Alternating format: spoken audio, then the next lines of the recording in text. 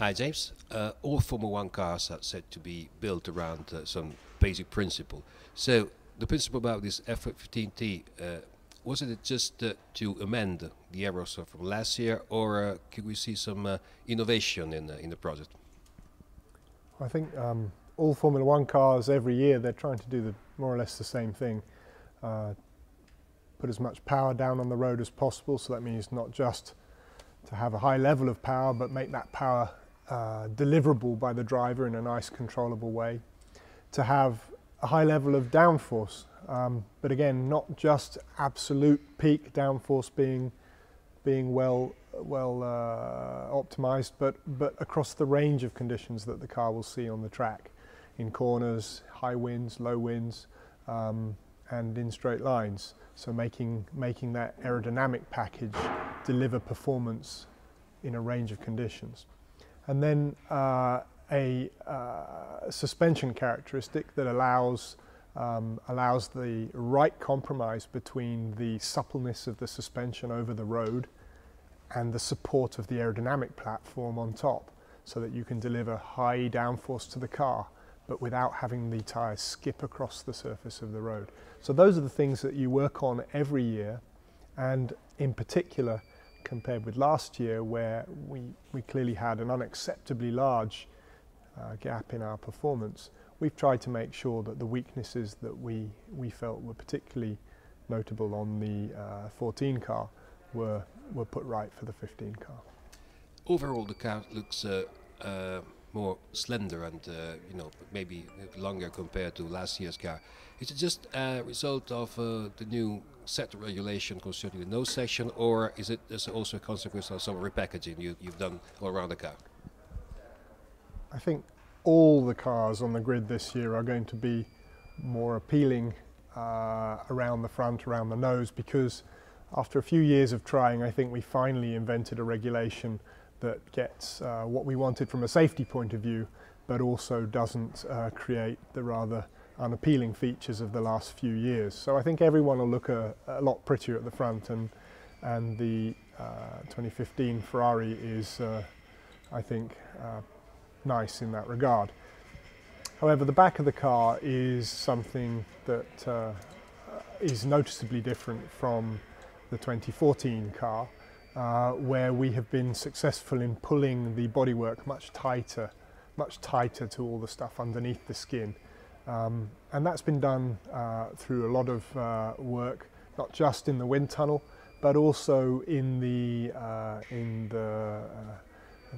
design part of the company, to try and find radiator designs that were fundamentally more efficient though. So for every square centimetre of radiator, we're able to extract more cooling this year than last, and therefore able to close the car down at the back as a consequence. The SF15-T car retains the pull rod suspension scheme all around, and that's probably going to raise a few eyebrows from people who expect something new in the area. What's your answer to this? Every year you set out which areas of the car you think you should put your effort into to try and improve them. And these are decisions that need to be taken quite carefully, because when you make a choice of working on one part of the car, because you don't have infinite resources, you're effectively making a choice not to work on another part of the car. So when you decide what to work on, you have to pick quite carefully the things that you think are going to bring you the maximum amount of return for your effort. And push rod, pull rod on the front, it has pros and cons either side. A pull rod is probably harder to get light and stiff, but it's probably a bit easier to get an aerodynamic performance from it.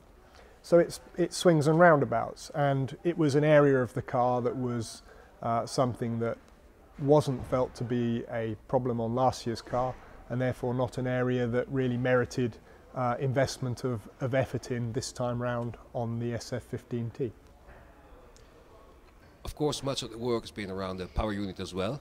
So can you just give some outlines, basic outlines of what has been done around the car? Power unit has, along with the rest of the car, been an area of extremely high effort to improve. We had a number of issues with last year's engine and power unit. Early on in the season, the power delivery was not particularly sophisticated, and it was quite tough for the drivers to get the type of throttle response that they wanted. It was improved a lot during the season, and we take that a step further for the SF15-T. A definite weakness of last year's car was that the amount of electrical energy that we were able to recover from the turbo was not really good enough for producing competitive power levels during the race. One of the reasons why Ferrari's qualifying performance was relatively stronger compared with their race performance last year.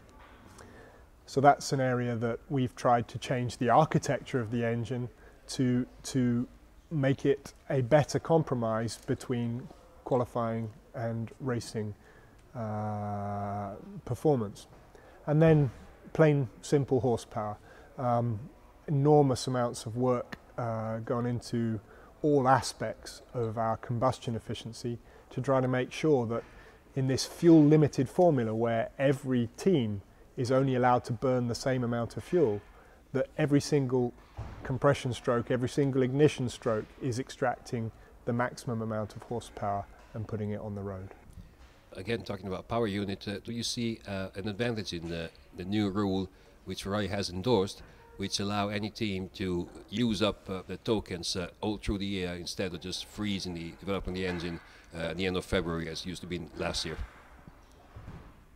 When you're coming from a position like we are, of attempting to recover a gap in performance between our car and some of the opposition, it's quite galling to have an idea for how you might improve your car, but to not be able to do so because the regulations would freeze a certain part of that design for a whole season at a time. And it's frustrating to sit there looking at something on the shelf that you know could deliver you more performance.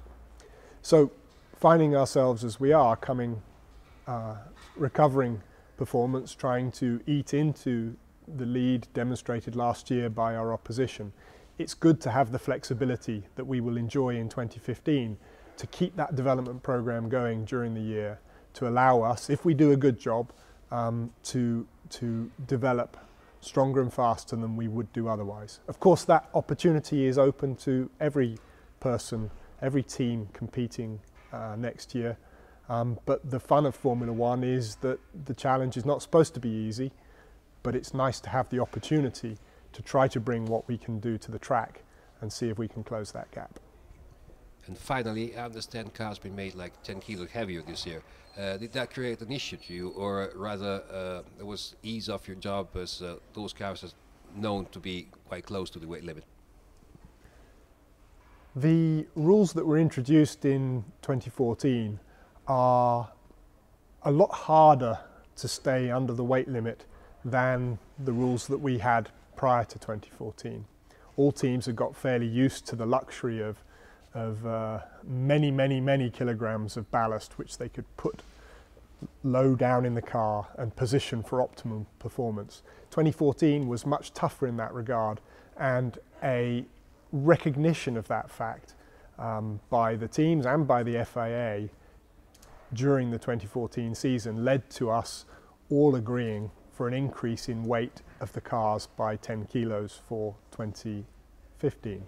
10 kilos, which was then subsequently raised to 11 kilograms owing to a detail in the weight difference between the tyres. So 11 kilos more in 2015 than 14, and that weight difference allows pretty much everyone on the grid to have a sensible level of ballast, a sensible level meaning that they will be able to move the centre of gravity of their car from the front limit allowed under the regulations to the back limit allowed under the regulations without the car being overweight.